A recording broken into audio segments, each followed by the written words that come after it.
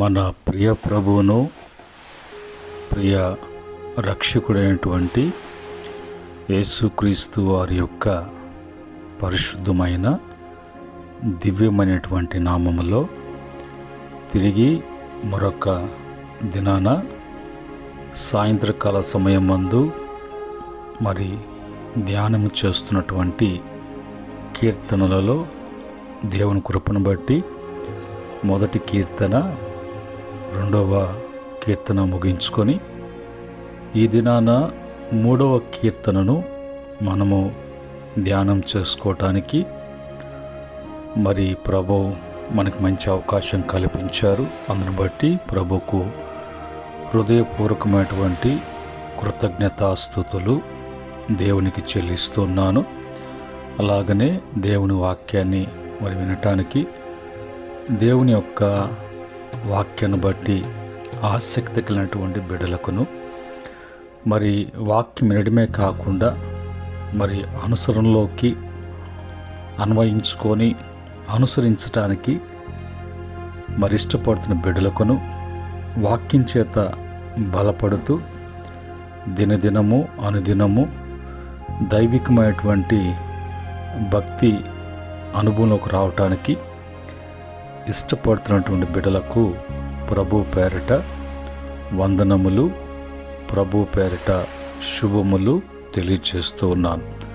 ప్రియమైన దేవుని బిడ్డలారా, మనము మూడవ కీర్తనలో ఉన్నటువంటి మాటలను మనము ఇంట్రొడక్షన్గా కొన్ని మాటల్ని మనము చెప్పుకొని ఆ తర్వాత మనము మూడవ కీర్తన మొదటి చరణాన్నిలో ఉన్న మాటలను ధ్యానం చేద్దాం.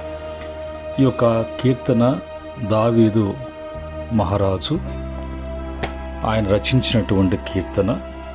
ఈ రచించినటువంటి కీర్తన ఏ సందర్భంలో ఎందుకు రాయాల్సి వచ్చింది, ఎందుకు రాశారు అని అంటే, తన కడుపున బిడ్డినటువంటి బిడ్డ సొంత కుమారుడు అబ్షలోము దావీదు యొక్క 12 గోత్రాల మీద రాజుగా రాజరికం చేస్తూ మరి ఉన్నటువంటి దావీదును తొలగించి అతను రాజు కావటానికి మరి అనేకమైనటువంటి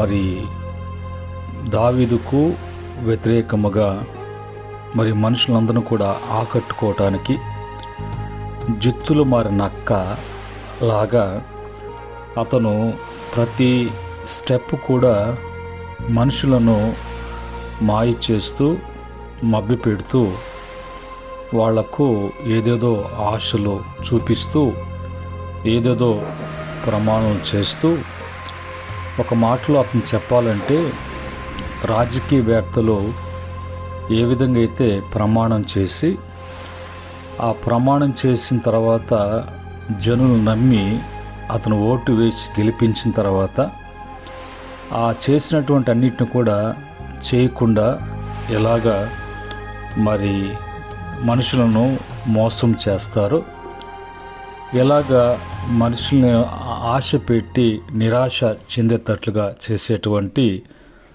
రాజకీయాల నాయకుల యొక్క తత్వాన్ని బట్టి వారికి ఆ ముద్ర పడింది. ఇక్కడ అబ్షలోము కూడా అదే టైపు ప్రవర్తించేవాడుగా, జనులకు ఏదో అతను చేస్తున్నట్లుగా, తన తండ్రి కన్నా గొప్ప బాధ్యత ఉన్నట్టుగా అతను మరి వాళ్ళ పట్ల అట్లా ప్రవర్తించి అతని వైపు త్రిప్పుకోవటానికి ఎన్నెన్నో చేశారు. ఈ మాటలు మరి 2వ సమూయేలు గ్రంథము ఉన్నటువంటి 15వ అధ్యాయం కాడి నుంచి 18వ అధ్యాయం వరకు ఉన్నటువంటి ఆ యొక్క సందర్భాలలో ఉన్నటువంటి మాటలు. 15వ అధ్యాయం కాడి నుంచి 18వ అధ్యాయం వరకు ఈ మాటలని ఉన్నాయి. అలాంటి సమయంలో దావీదు ఆయన మరి తన తండ్రిని ఏదో ఒక విధంగా మరి లేకుండా చేయాలని, అది ప్రాణాల మీదకు వచ్చినటువంటి విషయంగా భావించి దావీదు మరి రాజ్యాన్ని విడిచి అతను మరి పారిపోయినట్లుగా కాలినడికతో అతను మరి నడుచుకుంటూ వెళ్తున్నటువంటి సందర్భంలో అతను ఈ కీర్తనను రాసినట్లుగా ఈ యొక్క 3వ కీర్తన మొదటి చరణంలో, యెహోవా నన్ను బాధించువారు ఎంతో విస్తరించి ఉన్నారు, నా మీదికి లేచువారు అనేకులు అని అంటాడు. ఇప్పుడు ఎక్కువైనటువంటి వారు, అతనుకు చుట్టూ విస్తరిస్తున్నటువంటి వారు స్నేహితులు కాదు, బంధువులు కాదు, రుణస్థులు కాదు, అతన్ని మరి అభిమానించి ప్రేమించేటువంటి వారు కాదు. తనను బాధ పెట్టి అతను బాధల పాలు చేస్తూ ఏదో ఒక విధంగా అది తట్టుకోలేక, ఉండలేక, బ్రతకలేక, చావలేక, లేకుండా పోవాలి అనే ఉద్దేశముతో శత్రువు అక్కడ ప్రయత్నిస్తూ ఉన్నాడు. ఆ ప్రయత్నములో అతను కలిగించినటువంటి బాధలను బట్టి ప్రభువుకు అతను మరి మొరపెడుతున్నట్టుగా, ప్రభుకే ప్రార్థన చేసేటువంటి వాడుగా, ప్రభుకే చెప్పుకుంటున్నటువంటి వాడుగా ఈ కీర్తన. వాస్తవానికి ఈ కీర్తన ఉదయకాలపు కీర్తన అని పెద్దలు, పండితులు పిలుస్తారు. ఇప్పుడు వాళ్ళు విస్తరించినటువంటి వారు మరి ఆ విస్తరించడమే కాకుండా తిరిగి అతని మీదకి మరి లేచినటువంటి వారుగా, మరి పోరాటాలు, వివాదాలు, కలహాలు అనేది కూడా ఆ యొక్క మరి విస్తరించినటువంటి ప్రజలు తిరిగి అతని మీదకి లేచారు అని అంటే ఏదో ఒక విధంగా అతను గీరుకోవటమో, ఏదో ఒక విధంగా మరి తగులు పెట్టుకోవటమో, అది ఏదో ఒక విధంగా వివాదానికి దారితీసినప్పుడు అది మంచి అవకాశంగా ఆ సందర్భంలోనే ఏదో ఒకటి చేసేయాలి అన్నటువంటి మనసుతో వారు ఒకరికొకరు ఎంత కూడా చేసేటువంటి వాడు ఎవరంటే తన సొంత కుమారుడైనటువంటి అబ్షలోం. కనుక ఈరోజు బాధించేవారు, బాధ పెట్టేవారు, బాధలు కలిగేటువంటి సందర్భాలు బైబిల్లో మనం చూసి మనము కూడా అనేక బాధలు పడుతూ ఉంటాం, బాధలు గుండా వెళ్తూ ఉంటాం. దానికి కారణము, కారకులు ఎవరు అని గ్రహించకుండా, ఆ యొక్క గ్రహింపు లేకుండా, ఆ వివేచన లేకుండా, ఆ ఆలోచన లేకుండా ఏదోదో మాట్లాడుతూ ఉంటారు.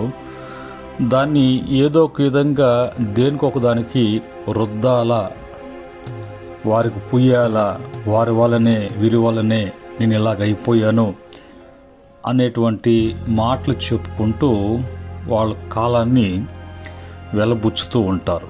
అయితే వాక్యానికి కాడికి వచ్చినప్పుడు మనం సరిచేసుకోవటానికి, మన బాధల నుంచి మనము విముక్తి కలగటానికి, అందులో నుంచి బయటికి రావటానికి, ఇంకా తిరిగి అలాంటి బాధలు మనకు కలగకుండా ఉండటానికి ఎలాంటి జాగ్రత్తలు తీసుకుంటే మనకు బాగుంటుంది అనేది వాక్యం నుంచి చూద్దాం. కీర్తన 27వ కీర్తన 2వ చరణం 1 నుంచి 3 వరకు కూడా చదివితే కొంచెం మనకు మరి కీర్తన అనేది అర్థమవుతుంది. నా శరీర మాంసం తినుటకై దుష్టులు నా మీదికి వచ్చినప్పుడు, నన్ను బాధించు శత్రువులు నా మీదకి వచ్చినప్పుడు వారు తొట్టెల్లి కూలిరి. ఇప్పుడు మరి అతనికి శరీర మాంసాలే తినేటువంటి వారుగా, అంటే వాళ్ళ దాడి ఎవరి మీద, దేని మీద ఉందంటే ఆ శరీరములో ఉన్నటువంటి అవయాలు, ఆ అవయాలకు ఉన్నటువంటి బలము ఏదైతే ఉందో దాని మీద వాడు దాడి చేయటానికి దుష్టుడు అనేవాడు ఆ క్రమములో బాధించటానికి, చేయటానికి వాళ్ళు ప్రయత్నిస్తున్నారు. అయినా కూడా వాళ్ళు తొట్టిల్లి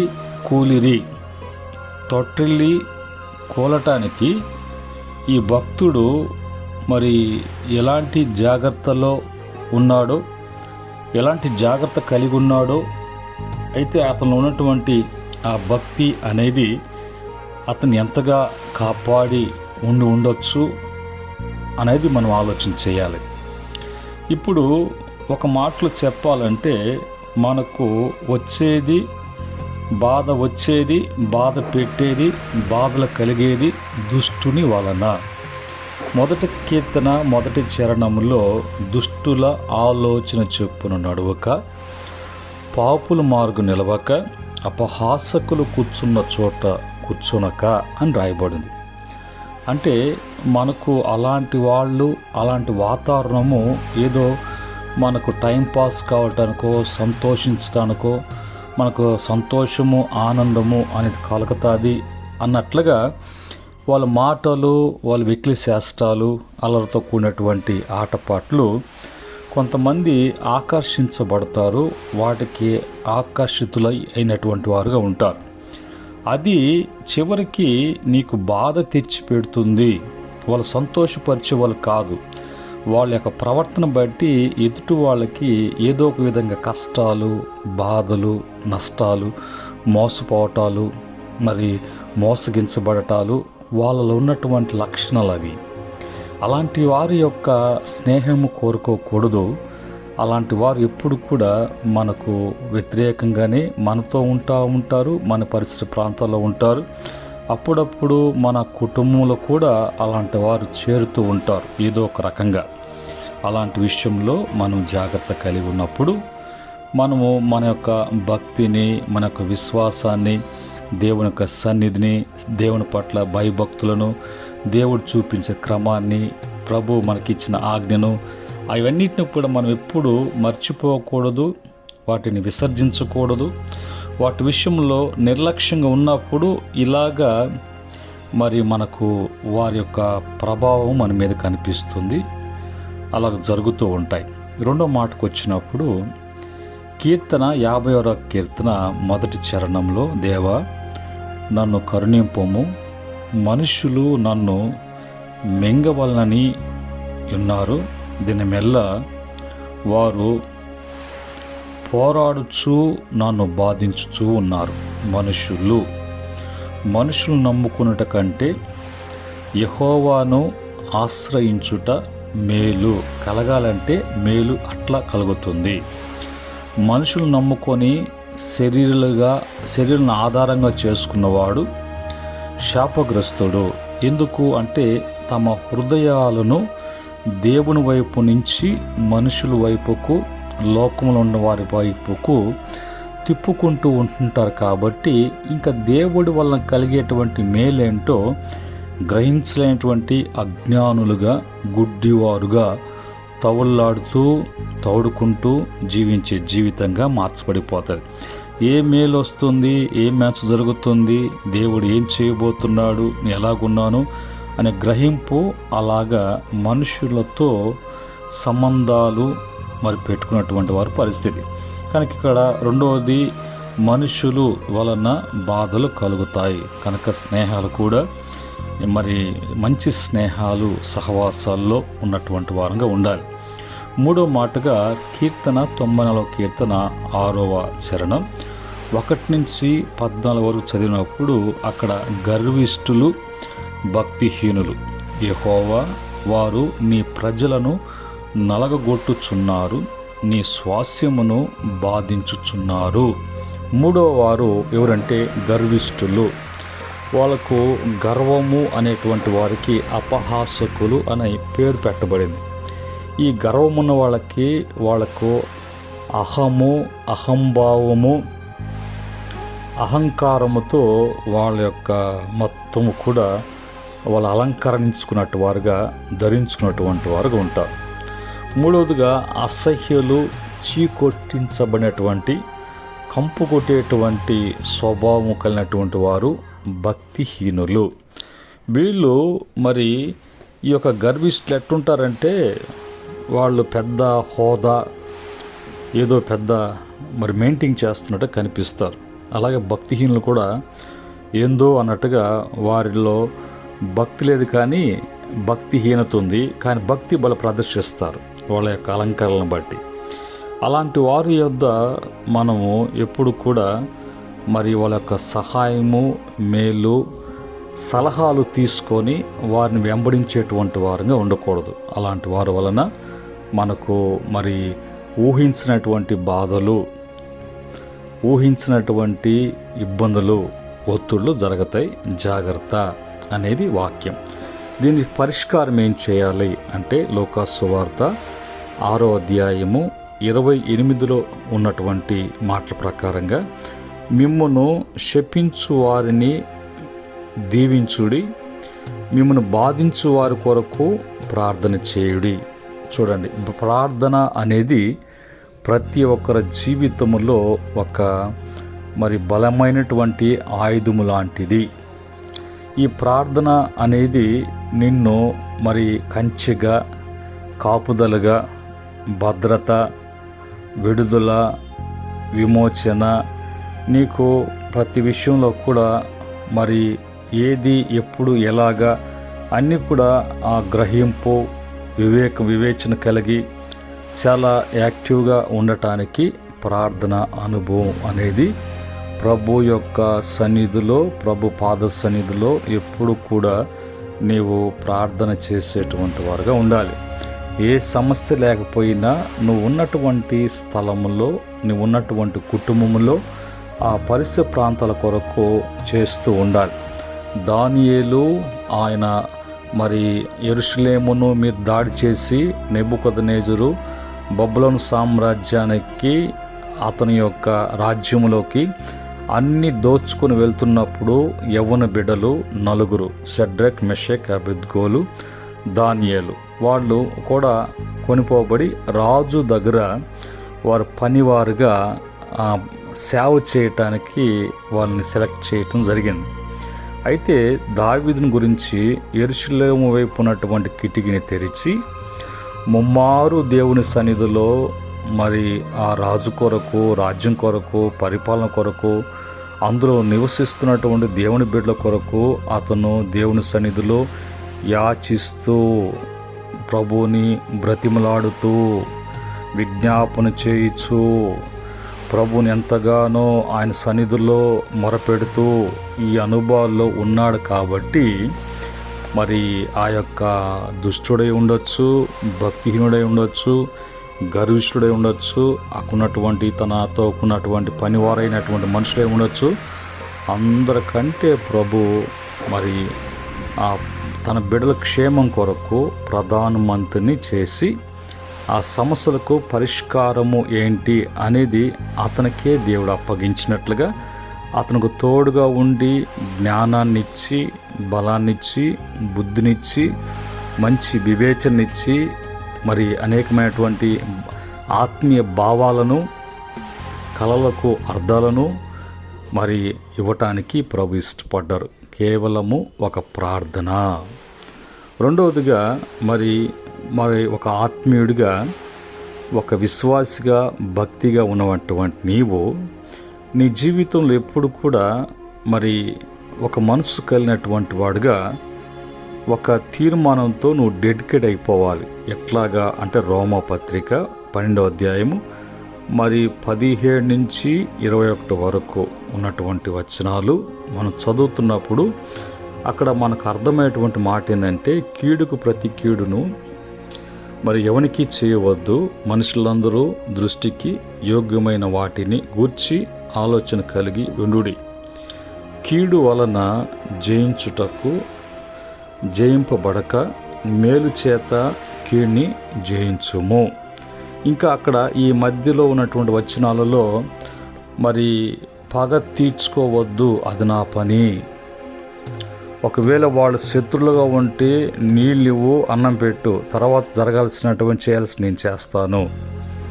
ఇట్లాగా ప్రియమైన దేవుని బిడ్డలారా, మన బాధల నుంచి బయటపడటానికి, బాధల్లో కూడా ప్రభు మనల్ని ఆదరించి ఓదార్చి మనమంటే ఏంటో దేవుని స్వాస్యమైనటువంటి ప్రజలము, మనమంటే ఏందో అనేది లోకానికి దేవుడు తెలియచెప్పేటట్లుగా, చూపించేటట్లుగా, హెచ్చించి గణపరిచేటట్లుగా ప్రభు మనల్ని చేస్తారు. కనుక దావీదు సొంత బిడ్డే ఆ విధంగా చేసినప్పుడు దాని విషయంలో దేవుని సన్నిధిలో అతను మొరపెట్టడానికి ఇష్టపడ్డాడు. దేవునికి చెప్పుకొని ఆ విషయంలో ఆ బాధ ఏంటో అని వ్యక్తపరచడానికి అతను ఇష్టపడ్డాడు. కానీ మనుషులను ఇప్పుడు కూడా అతను ఆశ్రయించలేదు. మనం కూడా అనేక సందర్భాలలో ఇలాగ కాకుండా అలాగ మనుషులను వారిని వీరిని ఆశ్రయించి ఏదేదో సలహాలు, ఏదేదో మరి మధ్యస్థాలు, ఏదేదో సెటిల్మెంట్లు, ఏదేదో మీటింగ్లు అని అన్నిటికీ టైం వేస్ట్ చేసుకొని ఆత్మీయ స్థితిని పాడు చేసుకుంటూ, మనసును పాడు చేసుకుంటూ, మానసికంగా శారీరకంగా కృంగిపోయేటువంటి అనుభవంలోకి వెళ్ళిపోతూ చివరికి క్షీణించిపోయేటువంటి పరిస్థితి. ఇలాంటిది కలగకుండా ప్రభు తిరిగి నిన్ను ఏ స్థితిలో ఉన్నా లేపి బాధలను తొలగించి, బాధలలో నెమ్మది కలుగు చేసి, నీకు తోడై ఉండి ఆదరించే ప్రభు ఈరోజు మంచి మాటలు తెలియచేశారు. ఈ మంచి మాటలు మరి మీ జీవితాలకు ఆశీర్వాదకరంగా ఉండటానికి ప్రభు సహాయం చేయనుగాక. ప్రేమగల తండ్రి, పరిశుద్ధుడా, ఈరోజు మీ మాటలను బట్టి స్తుతిస్తున్నాం. 3వ కీర్తన 1వ చరణంలో ఉన్నటువంటి బాధ అనేది, బాధలు ఎందుకు కలుగుతాయి, ఎవరి వలన కలుగుతాయి, ఆ కలిగినటువంటి బాధల నుంచి బయటపడటానికి రావటానికి, మరి బాధలలో కూడా నాయన మీరు నెమ్మది కలుగు చేసి చేపట్టుకు నడిపించే దేవుడిగా ఉన్నారు. అలా జరగాలంటే మేము ఏం చేయాలి అది కూడా మీరు చెప్పారు. ఆ విధంగా ప్రతి బిడ్డ కూడా మరి అలాంటి విషయాల్లో నుంచి బిడ్డలు జాగ్రత్త పడటానికి, బిడ్డలు భద్రపరచబడటానికి సహాయం చేయమని యేసుక్రీస్తు నామములో అడిగి వేడుకుంటున్నాను తండ్రి. ఆమేన్. పరమ తండ్రి దేవుని ప్రేమ, రక్షకుని కృప, పరిశుద్ధాత్మ సహాయం ఈ మాటలు వింటూ ఎంతమంది ఈ మాటలు వింటున్నారో, ఎంతమంది ఈ మాటలను బట్టి తమ జీవితాల్లో సరి చేసుకోవడానికి ఇష్టపడుతున్నారో వారికిని సకల పరిశుద్ధులకును ఆయన దాసులకును సదా తోడే నడిపించునుగాక. ఆమేన్.